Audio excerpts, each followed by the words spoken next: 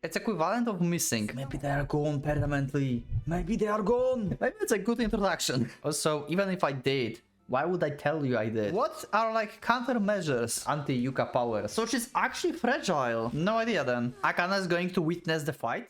Hello and welcome, Pocket Watch here, and it's about time for another episode of Gore Screaming Show. So we're going to continue. It's been a while since I've read last time, to be honest.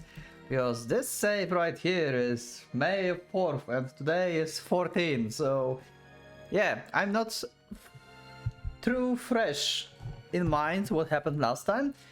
I remember like the most important things, so that we like escaped the well, the new like guy happened, I forgot his name. He likes guitar. Well, we are basically freshly out of hospital, so we're going to see what's going to happen next. And I wonder if I will actually get a bad end or not, because apparently this game have a lot of bad ends, so it's entirely possible because I'm going blind and I'm going to follow going into this blind after that, like reset for on the roads, because I like to do my own decisions basically and make the story by my own. For example, I would say that I can tell you that like I guess like if I would choose, I would probably go for Aoi Road next, because she was like the first one I thought I will end up with. But apparently I didn't, but it doesn't mean that the next road we are going to play is going to be Aoi, because my decision can change depending on situation, right? Like some situations can change my basically outputs and we may end up somewhere else entirely. So yeah, anyway, this is just like my small talk, I guess. Let's just go to the episode, let's see what's going to happen, and yeah, going blind into visual novels is cool. I think I only made exception for the Asira. This is the only exception I do. True to what Kika said, Akane shows up during lunch break. Pretty much, together with Kyoji.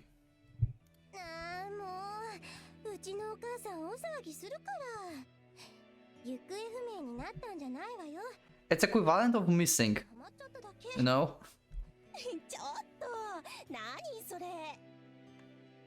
The girl form a circle around Akane, giggling and laughing. Kyoji gaze briefly meets Akane, but she looks away immediately. Shinta, who's vacuuming up the contents of his bento opposite Kyoji, curiously looks from him to Akane. Oh, I remember what happened last time. We had the nightmare. I wonder if like Akane had the same nightmare at the same time. I wonder. Shinta looks vacuuming up the contents of his bento opposite Kyoji. Curiously looks from him to Akane. No, it's not that. But it's true, Akane's acting strange. I have a weird feeling that she actually got to see the same dream. Wow, our minds are connected. It must still be bothering her. Or that. Yeah, like the puppet show, it's like just itself is traumatic. And what he did later, yeah, true. Just yesterday, the two of them were forced repeatedly to relive that incident 3 years ago. When Sadashima did it, Akane could act like nothing was wrong, but then Gore had to pull his little stunt too. Speaking of Gore, how did he know about it?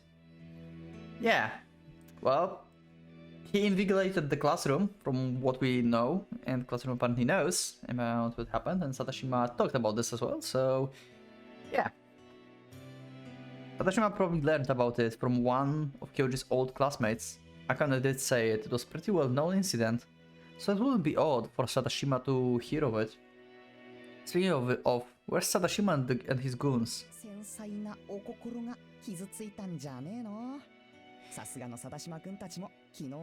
Maybe they are gone permanently. Maybe they are gone. We're not going to see them anymore. Yes. あの鳥頭でも理解できただろうし、束にならないと書かれないのは情けないけどさ、あっちもそれは同じだしな。I mean, I understand we need a villain, like, in the class and stuff, but... Oh god, he's so... Maybe that's why he... Maybe that's why it's... That's what making Sadashima good, actually. Like, a good character. Because you're so pissed about him. He fits perfectly, I think. To be honest. In terms of, like, story and stuff. I hate him.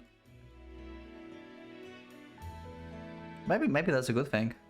It probably is. That just means I care about his character, I guess? Somehow? Shinta is uncharacteristically severe. By the way, is your arm okay after they twisted it like that yesterday? あのくらいどうってことないよ。今まで怖がってたのがバカみたいだ。ってゆうべ話したら、今頃わかったのかって言われたけどさ。Okay. Huh? Shinta does look a little proud of himself though. Maybe it was all worth it in the end. Oh god, Sandman. It's another guy. Akane is saying something to the other girls. Yoji can't hear what it is, but it makes them all giggle. In the end, he ends up not saying a word to Akane until after school. Yeah, it's probably the best to wait after school because we don't want to have like this like gloomy area around for the whole day.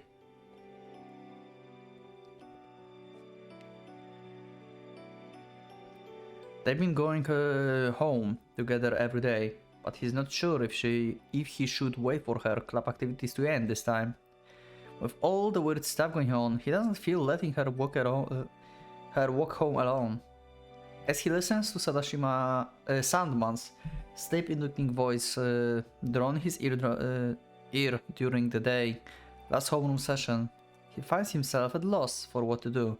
Thankfully, he's got nothing to worry about. Also, apparently that first... Yeah, that's another thing I remember just now from the comments. Apparently that first... Actually, I don't know if that was comments or Discord. Maybe comments. Comments are always cool. Because they help a lot with like YouTube algorithm and stuff. So you can comment under this one as well. Thanks. So, wait, what was I was supposed to talk about? About comments? About the previous episode. Oh, the first edge scene that we had, that was like... We could like suspect that we'll see this like as the first one, actually. But it's still better than what we see actually in other roads. Apparently, like, it could be worse, apparently.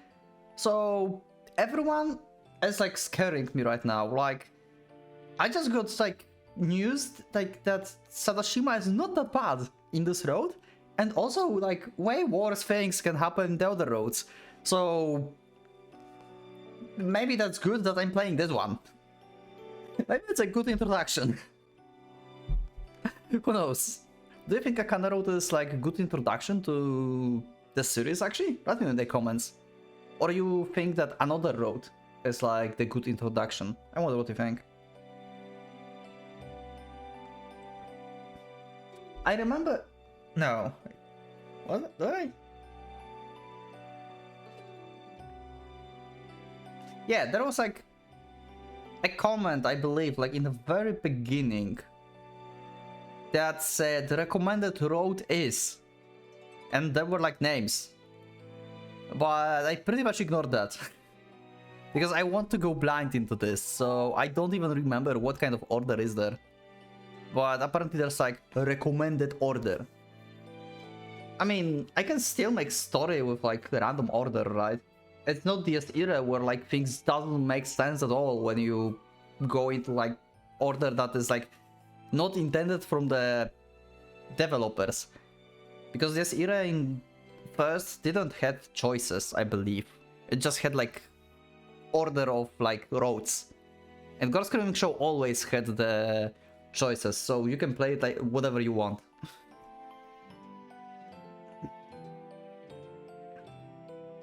minutes acting like nothing wrong. I don't mind, but what about your club? 今日は休む。 Okay, huh. She did sprain her ankle the other day, so maybe she needs to let it rest for a while, or she does not have the mood. Akana's expression still looks a little stiff, but Kyoji relieved that she's at least talking to him. They both head at home, actively trying not to look in the direction of the trail leading to Nishimori Shrine. By the time they reach the downtown area, the cool atmosphere between them seems to have warmed a bit. Oh, we're back to this place! Cool! If it's like going straight home, would be a waste. Kyoji invites Akana to the Black Sheeps, and she takes him up on it. Cool, we're back here! Okay, that's surprising. I didn't thought that we would back. Oh, she have the... What was that? That was a finger. How was that called? A burning finger? I think it's called burning finger, and they made a fun of it that it should be bloody finger or something. I should go and take some ice creams after this recording, actually. Now I want ice creams. They talk about this and that for a while, until Akana hesitantly parts her lips. さあ、教授。 Oh? Serious talk? She averts her gaze, focusing on stirring her yogurt and jam with her long 昨 spoon. 日のことなんだけど。 Oh. Yeah? She's probably torn between wanting to talk about it and her fear of bringing it up. She seems scared to even mention it. 教授はさ、あれってどう思う？ About... You mean about Gore and like his puppets? Or you mean about our past? I'm not sure what she means. Despite her vague wording, the way her expression darkens tells Kyoji what she's trying to say straight away. You mean what happened yesterday? She raises her head, as if she finally made up her mind about something. 妙なことばっかりだったよね。いきなりあのゴアってやつが出てきたり、急に消えたり。 Yeah, that squid tentacle could end up very badly. なんかタコの足みたいなのが出てきたりして。 Yeah. She trails off, trying to hide her discomfort with a smile. Akana. ねえ、教授、私考えたんだけど、あれって催眠術みたいなものだったんじゃない？ How was that so... What? What do you mean? You mean you just hallucinated this whole thing? きっとさ、暗かったから消えたような気がしたんだよ。 Oh, okay. それにあのゴアって人、マジシャンみたいな格好してたし、もしかして Trying to make sense out of unnatural things. That's perfect. That's perfectly sane, to be honest. Like, you just encounter something that's like out of this world, basically, and you try to make sense out of this in like human way. So I can understand Akana, why she's like coming up with this. ちょっと悪趣味だったけど、 Akana says all that in rapid succession before scooping up a spoonful of yogurt, seemingly satisfied. What if Gore is Sadashima? That kind of plot twist. That's why he knows what happened. Was it really hypnosis though? Certainly, common sense would suggest that what happened couldn't have been real. People can just pop in and out of places, not to mention the tentacle thing, and how they vanish into thin air. But Kyoji can feel alarm bells going off inside his head. They could just casually write all of it like that, but should they? He doesn't know why Yuka and Gore did this to them in the first place, and how can they know they won't do anything to endanger Kyoji and Akana again? Assuming all was in hypnosis might only cause them to overlook something important. Kyoji doesn't have a good reason to assume this, but even if it's just intuition speaking, he feels like he shouldn't ignore it. Yeah, we definitely should not ignore it. Even if like they are just like they think, right? The magicians or like hypnosis, stuff like this. It doesn't change the fact that they are after you. And if you ignore them, that's probably not going to end well. You should somehow, like, I don't know, protect yourself. Just don't forget about this, because, yeah. Also, you should not just, like, basically, not ignore it, but also do not get lured again. Like, if you see Yuka somewhere, just don't follow her. And yet, maybe it would be the best for Akane to forget about all of this. Maybe choking it all up to hypnosis would put her at ease. Under the circumstances, it's enough for me to worry about this. Yeah, hypnosis sounds like it would make sense. Goji manages to a teen smile. Yeah, still, who knows what goes in their heads. We should stay far away from these two. Yeah, exactly. Just, like, do not get lured and just don't ignore. Just be on your guard. At least for a while. When the stuff happens around. Akane says with a smile that looks as forced as his. Okay, we're back in the rain. Telling each other they would do this again, they leave the cafe. But after a short while, a downpour starts.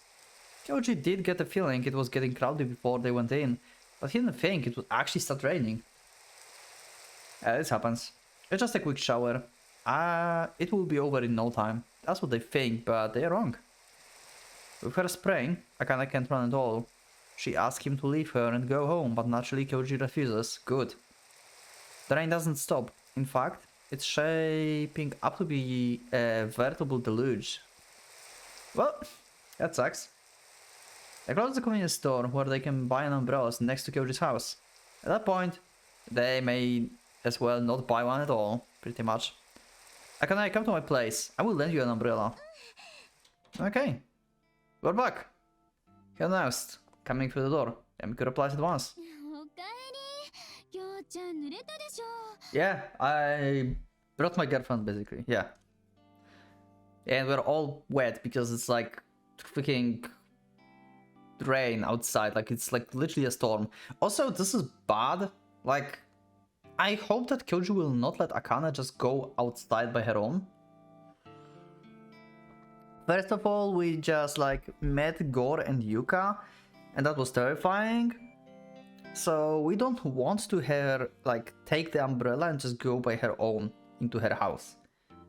We should go with her, and also she have like sprained ankle, so who knows, maybe she will like collapse or something, you know, like everything is possible, right? Like you stand in the wrong way and like your ankle will just give up. So yeah, Kyoji should go with her, like to her house, and then come back by himself. He hears the hurried patter of feet. Moment later, Yamiko appears with the towel in hand.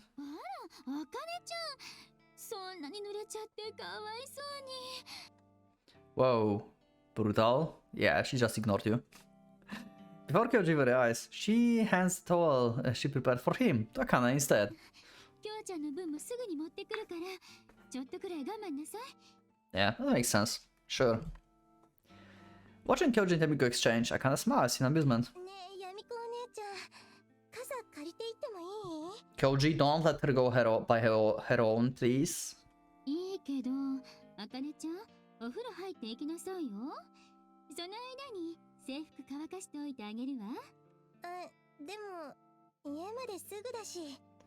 Is it now? I thought it's like a bit further than that. Yeah. Also, if it's about corner, then you did not even need to like go to this place. Just go to your own house. It's not about corner. It's like metaphorical, I guess. It's like probably like 10 minutes of walk or something, but it's still 10 minutes in rain. And a lot could happen in 10 minutes. Akane sneaks a glance at Kyoji, who says grudgingly, "I'm not gonna peek at you." But you thought about that. It was written all over your face. Now, hit the showers. Even if made at home, It would take a long time to hit the water for the bath, right? Your house didn't have the shower last time I was there. 今もそう。 Okay. やっぱ行ってらっしゃい。 With Yamiko pretty much pushing her step of the way, Akane disappears into the bathroom. ようちゃんも、あかねちゃんの後にちゃんと入るのよ。 Sure. Yeah, yeah. は一回。 You mean just one yes? For the time being, he returns to his room and puts his bags away. He changes out of his uniform and steps out to the corridor just as Yamiko comes out of the bathroom. She's probably going to fetch some dry clothes for Akane. She doesn't notice Kyoji as she goes into her bedroom. By the time Kyoji heads to the living room, he runs into Yamiko again, just as she's coming out of her bedroom again, clothes in hand. あら、きょうちゃん、覗いてない？ I did not. Also, even if I did, why would I tell you I did? What even is this question? Of course I didn't. Maybe. ならいいんだけど。 Yamiko walks into the bathroom with Akane's fresh clothes. You can hear them talking inside. ここに置くわね。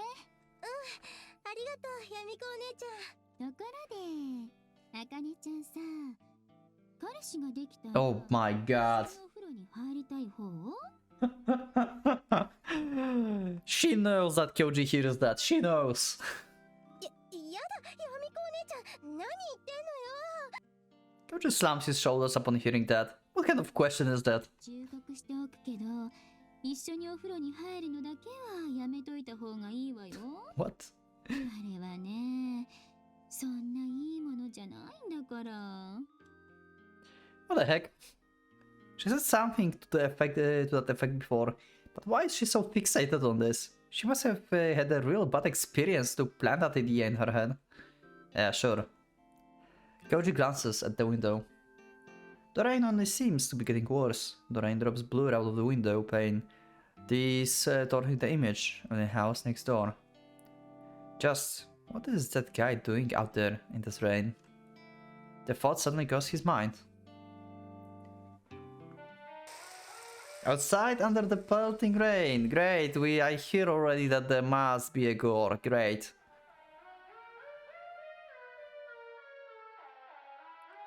So he actually sees Gore outside. God damn it. A man in coat walks along the road. His leather coat, weighty enough as it is, now hangs wet and even heavier upon his shoulders. Maybe it's not the Gore, maybe it's the Yamiko friend, I forgot his name. It's just music for Gore. Because they want us to feel like intimidated. The rain only intensifies, despite the shower beginning over an hour ago. There's no intention of seeking shelter or even using an umbrella. Okay, that's definitely Gore. His drenched hair hangs over... Okay, Gore don't have hair. Never mind. Or does he? I don't know if he does. Water droplets roll down the nape of his neck, down his back and vanish somewhere in the coat. His slender socks clicks to his legs. He looks strikingly cold. So it is the guy. No, if he's this wet, that the cold droplets are at least of his troubles. He's so indifferent to the bad weather, he doesn't even take off his sunglasses. Yeah, this is the guy. A kindly lady, passing by, notices Yoshiki and is about to call out to him. Yeah, Yoshiki, okay. But when he sees the look in his eyes behind the sunglasses, the woman immediately retracts her extended hand and hurries away. Very fixated on something that's not really there, as if he were possessed.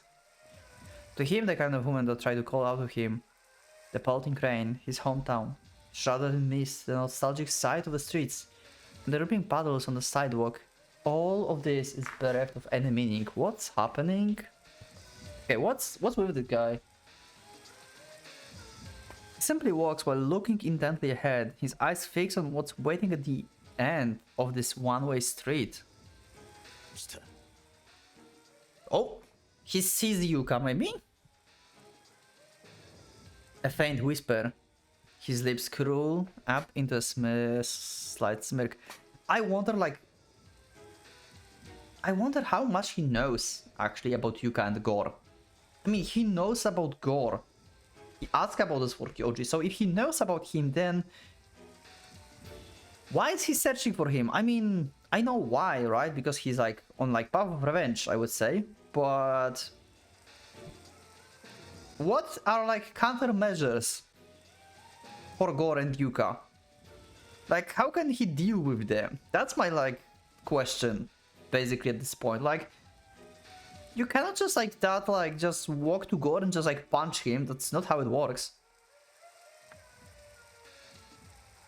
A shadow approaches from across the road.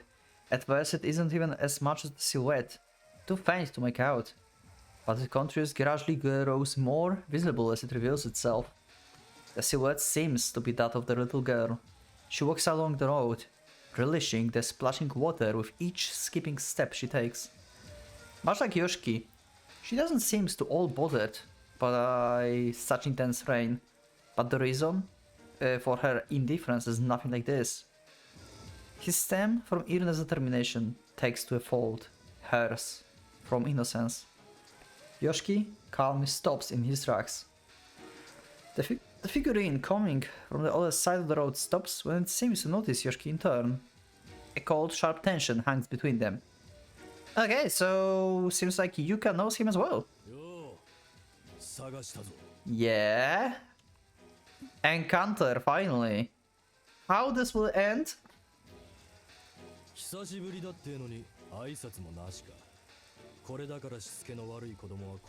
Okay. They actually knows each other, holy shit. It's Yuka. She glares at Yoshiki, menacingly raising her small shoulders.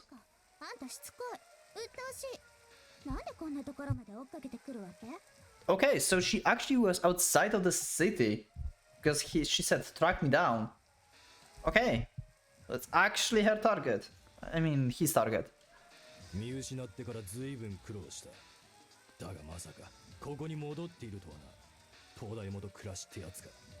How can you deal with her?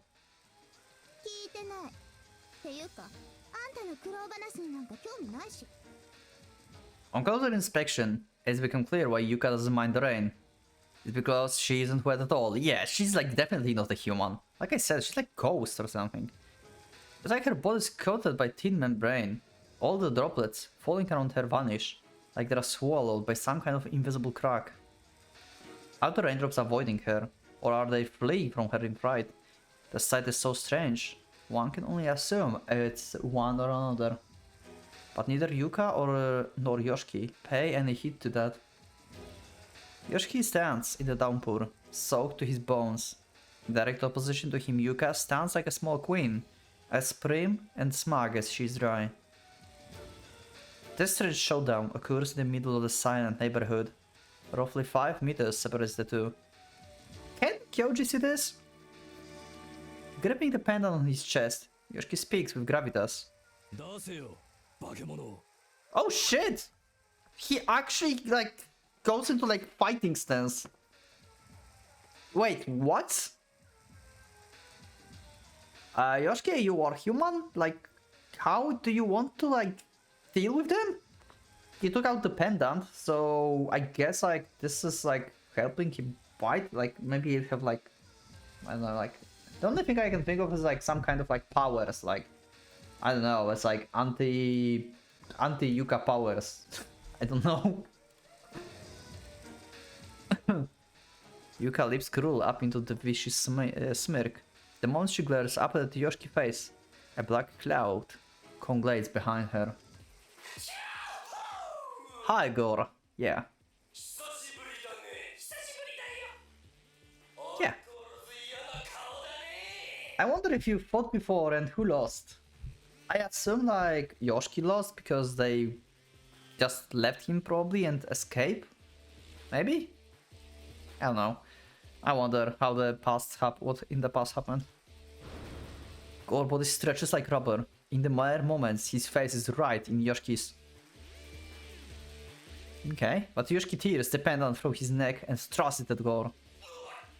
Okay, so the pendant actually can hurt him. What is this thing? Garbodor suddenly warps. It crawls up into a ball and bounces like rubber far behind Yuka.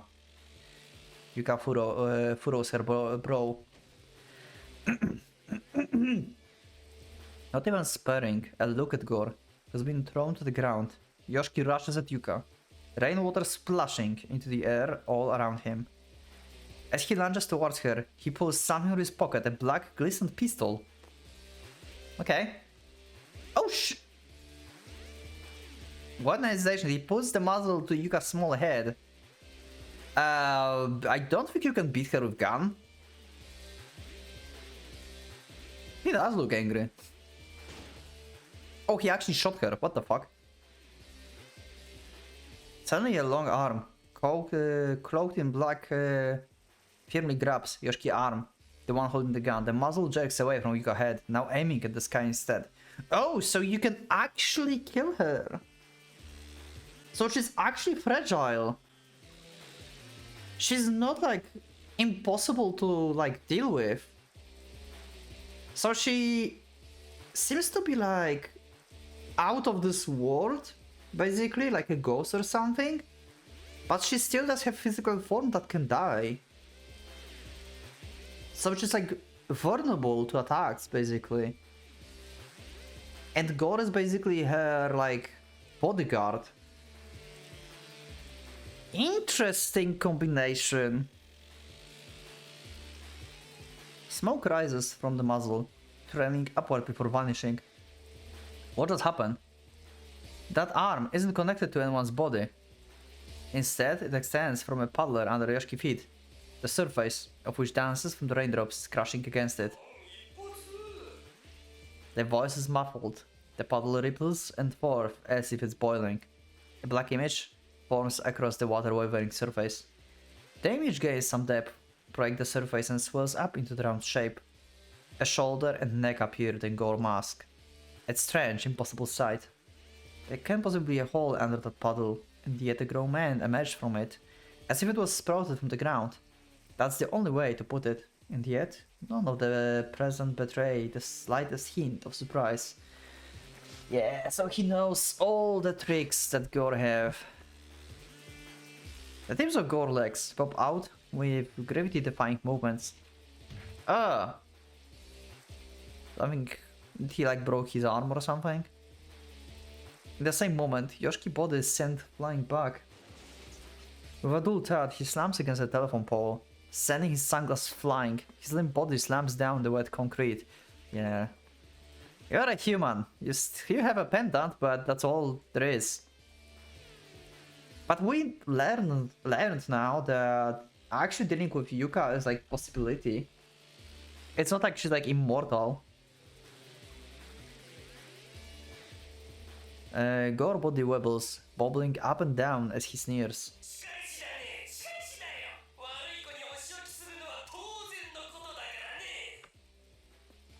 Yeah.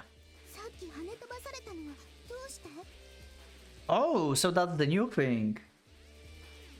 So he did not have the pendant back in the day, so that's a new thing. Okay. Yeah. Something new. Yuka takes a step forward.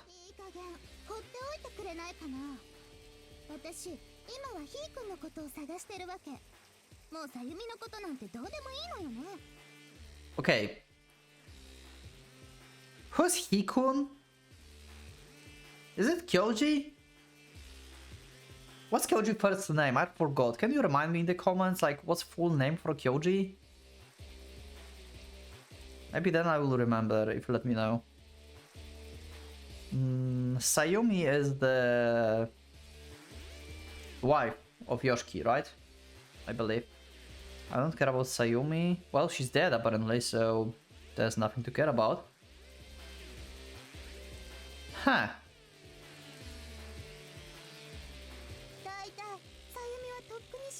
Yeah, pretty much.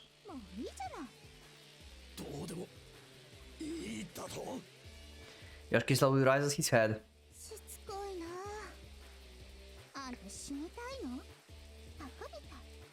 So she deliberately is like not trying to kill him.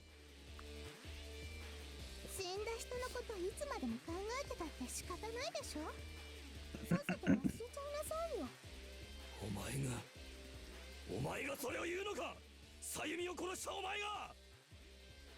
Yuka shrugs, having a theoretical side.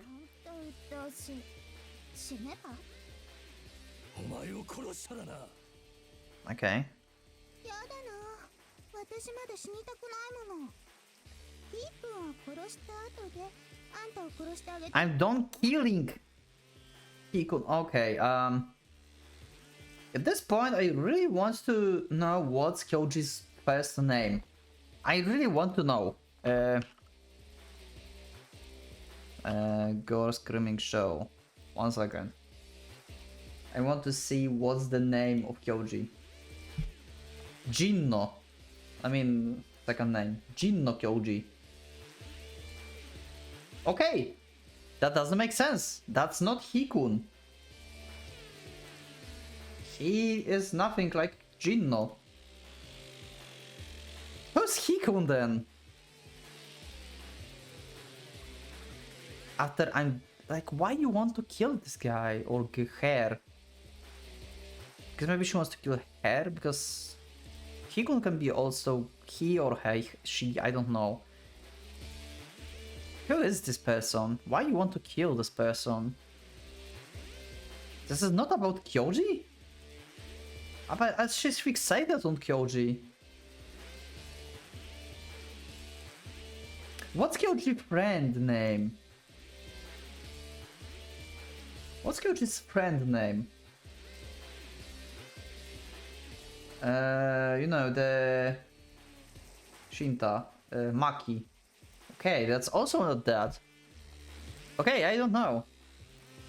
No idea then. This is weird. Yoshiki lifts his arm, trying to line up another shot from his gun. Diving past his elbow, Dangerous powerlessly towards the ground. Oh, it's broken. Yeah.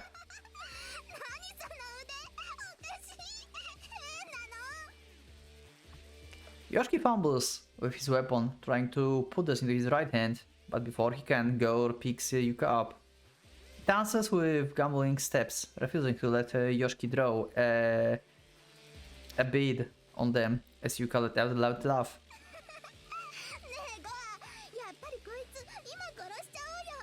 Okay.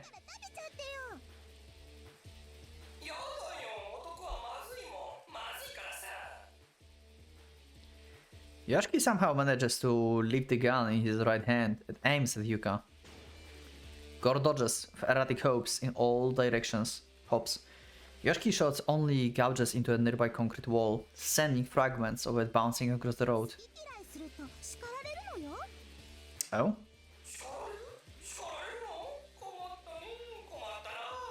Okay. I like their interactions. Gore and Yuka, like...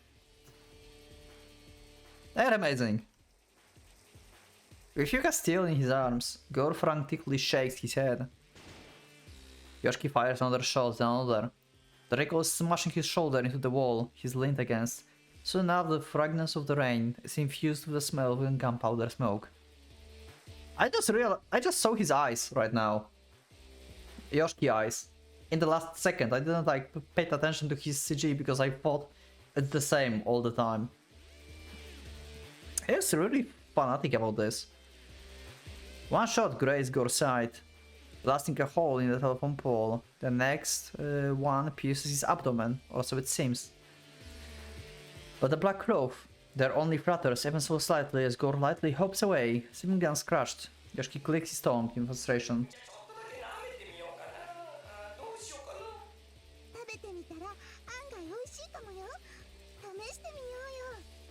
Okay.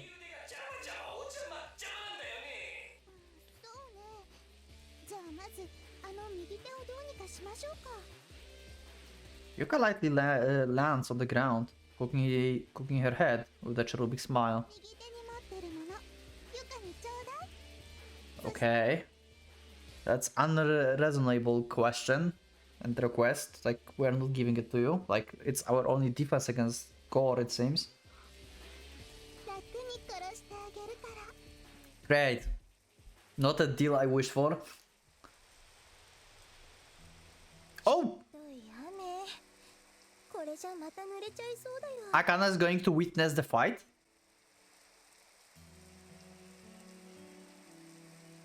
Oh. Akana is going to witness this. I think I will finish this in the next episode, actually, you know? I may, because I'm like recording a bit more recently, I think I may try and do like extra episode for Gore as well. Because it's really getting like intense. And I like want to read more and more, so I should have time. And maybe I can do like extra episodes actually. We'll see. But yeah, that was like today's episode, so... what's his name again? Yoshiki. Yoshiki is actually capable of fighting Gore, at least like defending against him. Yuka is not immortal, it seems. She can like die like in any way that like normal person would. Like she was just about to be shot and Gore protected her basically. I wonder like what's the relation between Gore and Yuka? How did they get to know each other? When? Like how? Why did they like kill like in another city and then like left this guy and just like let them like go? I guess he leaves because Gore don't want to eat him. Maybe Gore just like is not killing. He just literally have to eat whatever he kills, maybe. That's why he don't want to kill him, because he said that the guys taste bad, so yeah.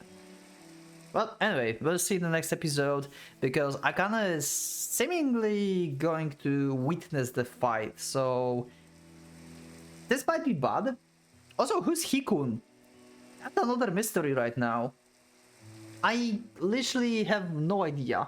I'm trying to think about people that we know, but I have literally no idea what to think about.